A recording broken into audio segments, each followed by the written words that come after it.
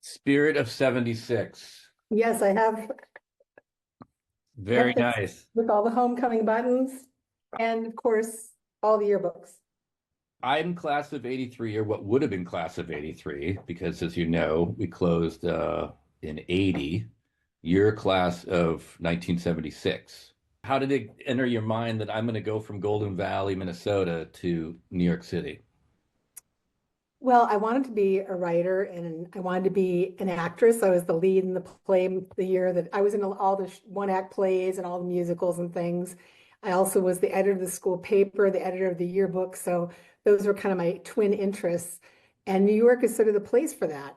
And I had a friend who actually went to Marshall U High, and he was from New York originally. And he said to me, you really ought to go to a school in New York because if you hate it, then you can come back to Minneapolis. But if you love it, you'll know people and you'll have made sort of a dent in the city. So that's what I did. I went to NYU to sort of see if I liked the city, and I did. Your father was a doctor. What kind of doctor was he? He was a radiologist at North Memorial Hospital in Robbinsdale. Okay. Yeah. And where did you guys live? We lived on in Golden Valley on Glenwood Avenue. We lived at 4243 Glenwood, which was a big old house, kind of back from a long driveway. And we had a nice amount of property around it. And my parents were there for many years after I graduated and after I left home. He was from Kansas. My Yeah. mom was from St. Paul, and they met in Chicago and ended up coming to Minneapolis. How did they meet in Chicago? Dad was a medical student, resident, yeah, resident, and my mom was the airline stewardess. And they lived in one apartment above each other. Well, they got married in 1950, and he'd gotten his medical degree as a vet, through service, through belonging to the Marines and the Navy. Oh, So cool. they were sent to Topsail Beach, North Carolina. So he served at Camp Lejeune there for a couple years before he was released, and then he got a job in Minnesota. At some point, maybe they moved around a little bit, or did they go straight to Golden Valley and live on Glenwood Avenue? No, they definitely lived near the university at some point. I know they lived in an apartment. But then they moved to Toledo Avenue in Golden Valley, Okay. lived there for a little while in like a split level kind of a house on Toledo Avenue. And that's where all of us kids were born or adopted at that point. We're all adopted. And then they moved to the big house on Glenwood Avenue in when I was 4. Can we talk about the adoption aspect of your story? My first question is, were you adopted as a unit? I mean, were you siblings? No, so we're all unrelated. The crazy thing is raising kids is a lot of work. So I couldn't figure out why my mom had a choice. I mean, I know she couldn't have children, but she adopted us all a year apart. So she had 432 baby, like what was that? But they wanted us to be close in age and to, be friends, I Yeah. think. So what's your first, you went to Meadowbrook, I did. I loved Meadowbrook. right? Me too. I was Um, in Mrs. Olson's kindergarten class, and she had that bay window. There's still that kind of a bay window. I know it's still there in the old part of the building. My first memory from school is when JFK got shot. And we were lying on our nap rugs. It was, kindergarten had nap time, right? So we're all on our nap rugs, and the loudspeaker came on, and it was the lady in the office saying, I have terrible news. I don't even know what she said exactly, but I know all the teachers were really upset, obviously. And they said, we're going to be dismissing you. Maybe that the teachers already kind of knew, but the announcement was we were all going to be dismissed and that our mothers would be picking us up. wow. Um, or in those days, they said mothers, I think, not parents, because it was all Yeah. mom. Um, and so my mom came to get me and she was crying. And I was supposed to have a play date with Leslie Ritz. Leslie, if you're here, if you see this, we missed our play date. And I still remember being upset about why can't I have my play date with my friend? But then when we got home and the TV was on, it was just relentless coverage. I got the idea that it was pretty important. Where is Leslie now, the person you missed the play date with? I don't know. Maybe you'll find her. Let's we're gonna Lost touch. we're gonna find her and we're gonna get that play date on the books. That'll be great. That'll be the final scene of the movie. We get our play date. Okay. Yes, yes. Any memories from first grade? Do you remember who you had? Yeah, I get confused. Like I know I had Mrs. Lurstad maybe for third grade, and I think I had somebody named Goldsmith. But the next grade I really remember is fourth grade. I loved fourth grade. Me too. Why? Last year, I had the best teacher. I would love to hear from her, Mrs. Krantz, Elizabeth Krantz. Okay. Um, she was not there that long, I think. I think she moved. Her husband was a doctor. I think they moved away. But she was just a fabulous teacher. She was young. So this was, I don't know how old, it was like 1968, maybe. I don't know what Let's not I'm do math. born in 58. So yeah. So she was just this cool. First of all, she was a beautiful lady and she wore mini skirts and white go-go boots. And I just thought she was the best because she was very cool.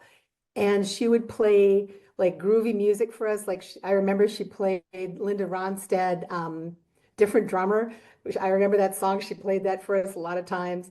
She read to us, she read A Wrinkle in Time to us out loud, and she just was a really good reader. So we all well, I fell in love with A Wrinkle in Time. And, she really treated us like mature people, not like little kids. She really talked to us like people. And I just loved her class. When I was in fourth grade, I was the only boy who wasn't Jewish in the class. So whenever there was a Jewish holiday, it was just me and the girls and Dottie Long. It was crazy. One of the things that I think is interesting about Golden Valley is it really did have a large, by percentages probably compared to the rest of the country, a large Jewish population. And it was very much, like a part of it sounds like for you too, there was a lot of bar mitzvahs and just kind of exposure to that, that culture, which was cool. It came in handy moving to New York and going to NYU, and a lot of my Jewish friends were surprised I knew the words, I knew the Yiddish, they couldn't believe I knew Yiddish. I was like, yeah, I grew up in Golden Valley. I know the Yiddish words. Yeah, my neighbors were Sadoffs, Swartzes. I spent a lot of time at the Swartz's house, developed a love for matzah. It was just part of the fabric of the community. Anyways, anything else you want to say about fourth grade and your fabulous teacher? Or anything about Meadowbrook? Any other memories about Meadowbrook that come up? That's really it. Just I remember the playground. I remember it was, we always went outside. It was like 20 below zero. You still went outside.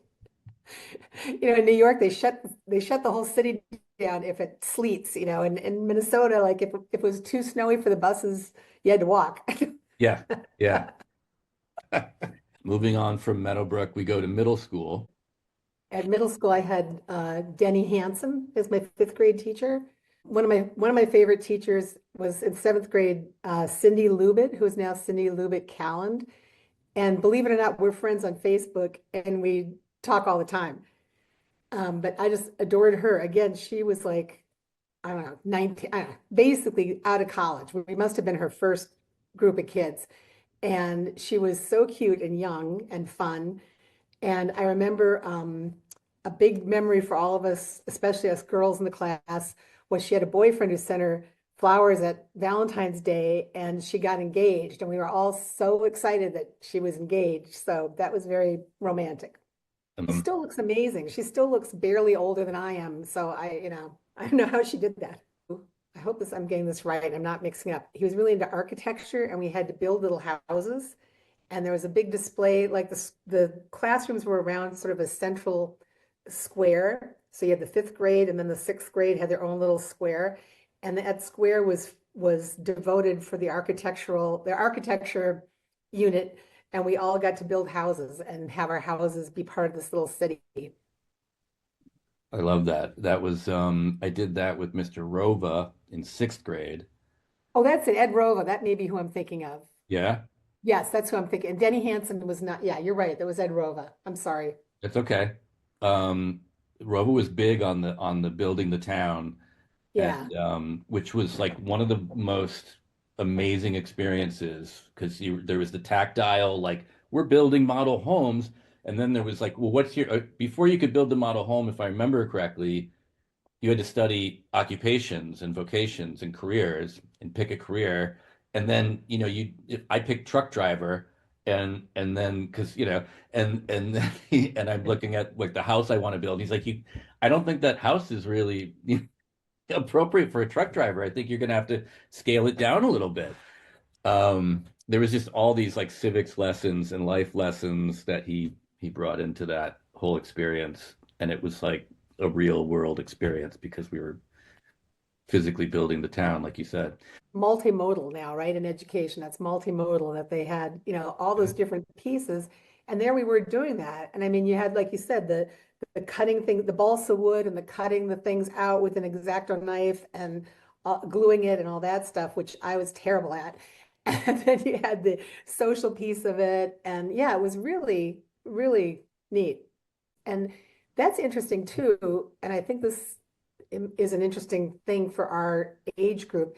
There were a lot of men teachers then.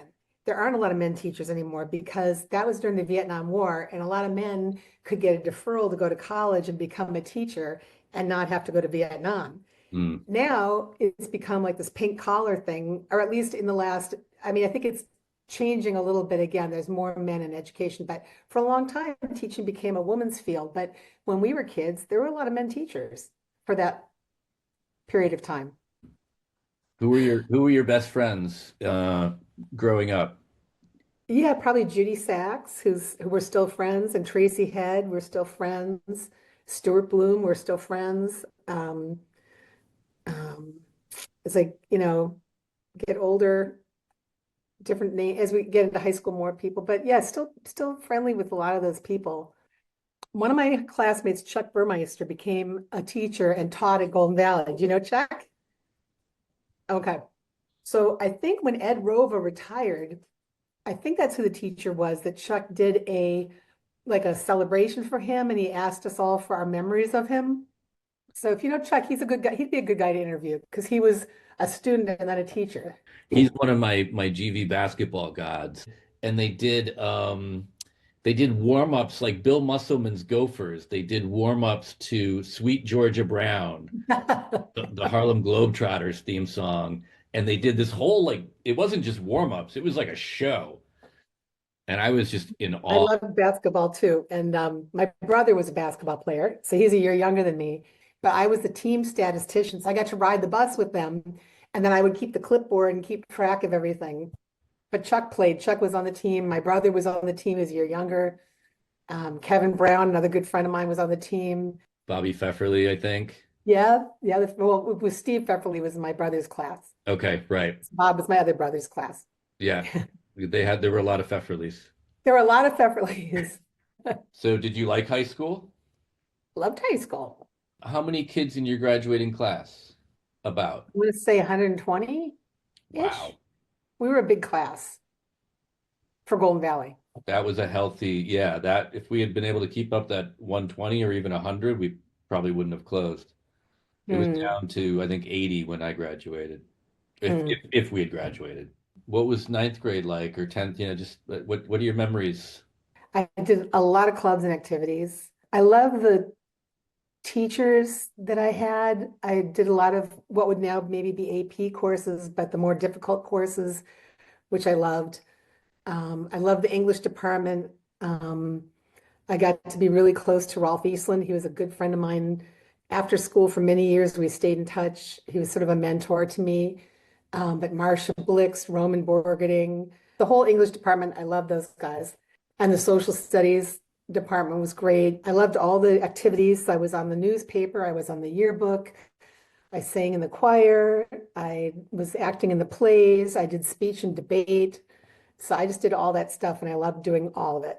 One of the nice things I thought about Golden Valley was not only the small, we had like reasonable class sizes for each, class of study, but we also just the community was small. You knew everybody by face for sure. Is Mr. Eastling still around, No, he passed away a few years ago, Okay. and I was in touch with his family at that time.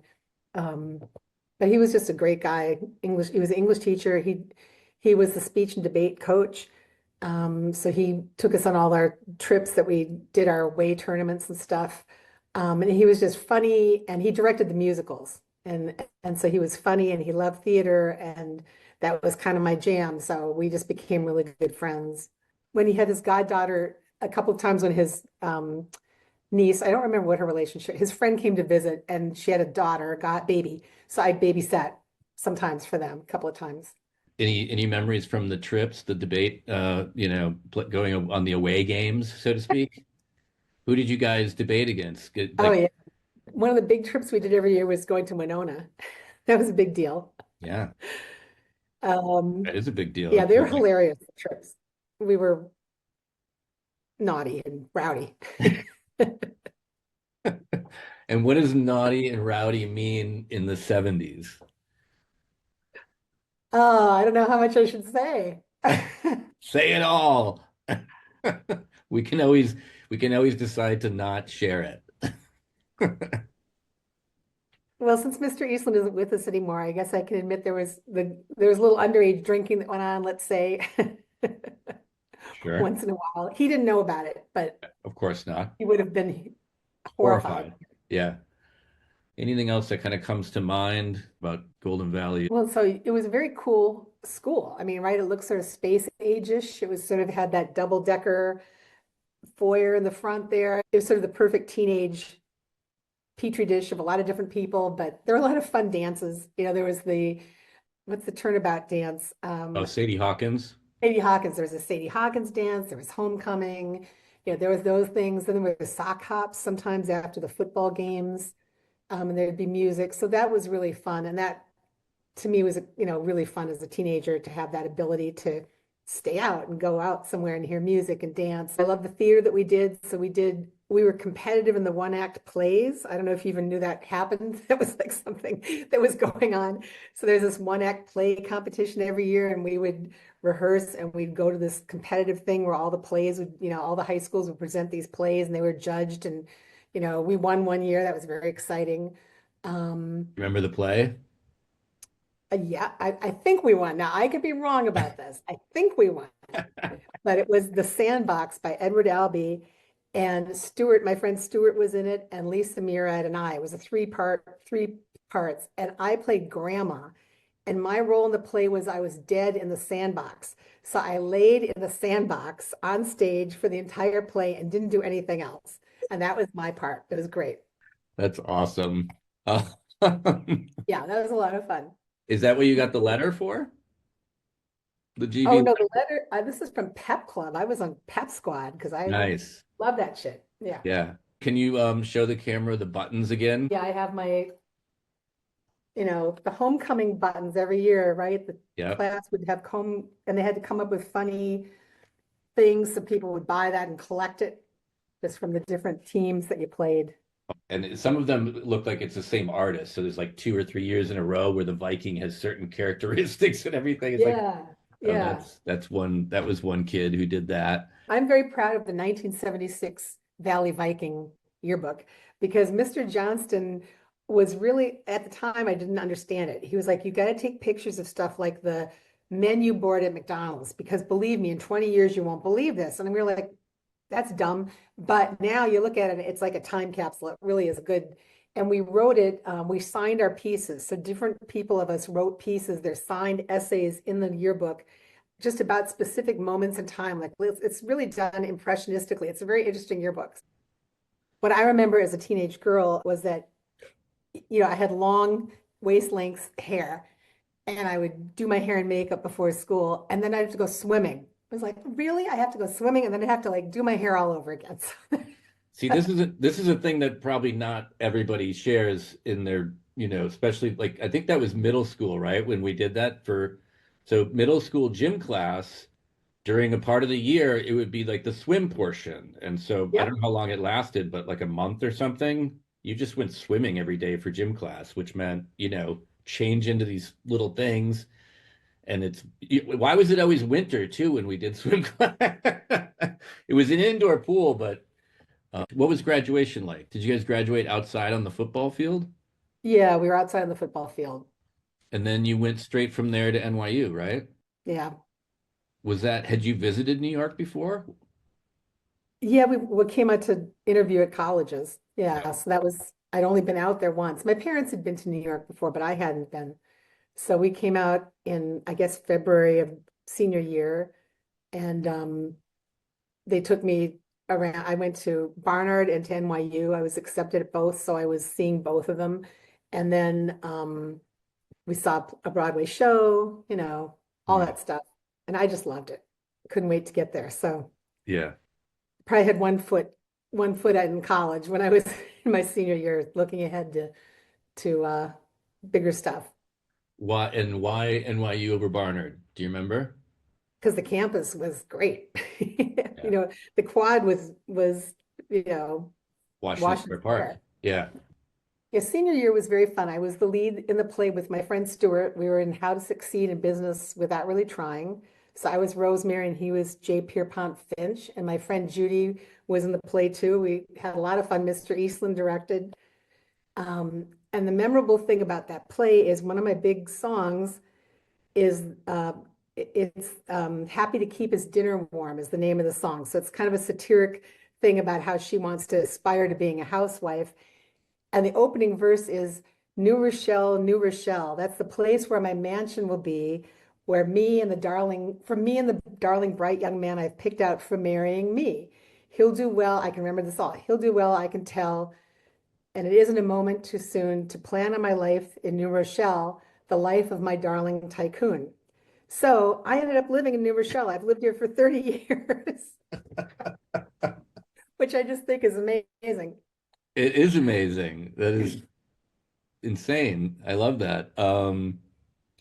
Wow. So after NYU, what happened? I worked at a bunch of different magazines. I ended up probably the one I was in longest. I worked for Steve Birnbaum at Diversion Magazine. It's a travel magazine for doctors, but Birnbaum also wrote the Birnbaum travel guides. So I did a lot of travel writing for that period of my life. I met my husband at NYU, and he became an attorney. Um, and Is he from New York City? he's from Brooklyn, Yeah. so he's a Brooklyn guy. Yeah, What neighborhood? Flatlands, right? Flatlands and 45th. So would you say Flatbush? It's called Flatlands. Flatlands. What high school? Stuyvesant. Awesome. After working at the magazines, what was your next adventure? We started having babies. Yeah, no, I Of had course. baby had children and became a freelance writer. So I did, when my babies were growing up, I was a freelancer. I wrote for parents and parenting and all those magazines about baby stuff and kids. And then just continued being a writer, throughout their youth. I gradually moved in doing more volunteer work. Moved into doing public relations and writing for nonprofits. So I worked for a group called Family Services of Westchester here in New York. And then from there, kind of branched off into doing some different stuff. I'm the president of the New Rochelle Council of the Arts. That's kind of my main gig right now. But I also am the owner of a restaurant. So we're co-owners of a restaurant with some friends. So I do the publicity for the restaurant. I book the music. Alvin and Friends is the name of Alvin? the restaurant in New Okay. Rochelle. Our business partner is Alvin Clayton, and he is a fantastic, he was a male model back in the 70s, and he was a restaurateur in Los Angeles. And we became friends because we volunteered for the same stuff. Volunteered for the library here. I'm on the library board. Um, we both worked on the Obama campaign back in the good old days when we had a president like Obama. Um, so we've been friends a long time. And when he opened his restaurant, it just worked out that I became involved with it. If you don't mind, I'm going to ask you to, talk to your siblings about this, and if there's any archival footage, if they want to talk. It would even be fun to like get you guys together on a Zoom or in person. Yeah, that would be funny. Yeah. That would be amazing. My brother Lee was very sporty. He was the captain of the football team, captain of the basketball team, but also a really good student. He's the dean of geophysics at Penn State. Where's everybody else? Are they all kind of all over the country? No, they're two younger siblings. They're both back in the Twin Cities. So I was just visiting them recently. My brother John is a tutor, and my sister Mary is retired Okay, and they both live in the Twin Cities area. cool. I really loved talking to you sincerely. It's so cool to be doing this. All right, thank you so much. All right, great talking to you. I look forward to talking again. GV forever. See ya. Bye. Bye.